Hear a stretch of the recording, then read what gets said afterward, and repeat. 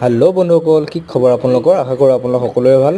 আৰু আজি আপোনালোকৰ কাৰণে বিৰিয়ানী ভিডিঅ' এটা লৈ আহিছোঁ।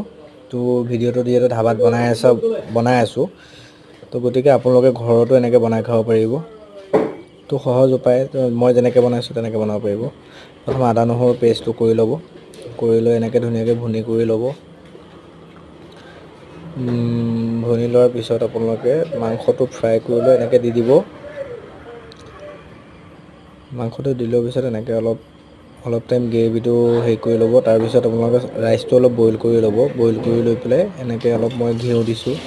তাৰপিছত আপোনাৰ এইটো লং আৰু ইলাচি দি পেলাই অলপ ভুনি ল'ম। তাৰপিছতে পিঁয়াজ জলকীয়া দিব, দি পেলাই এনেকৈ অলপ ৰাইচটোৰ পৰা লৰাব। আৰু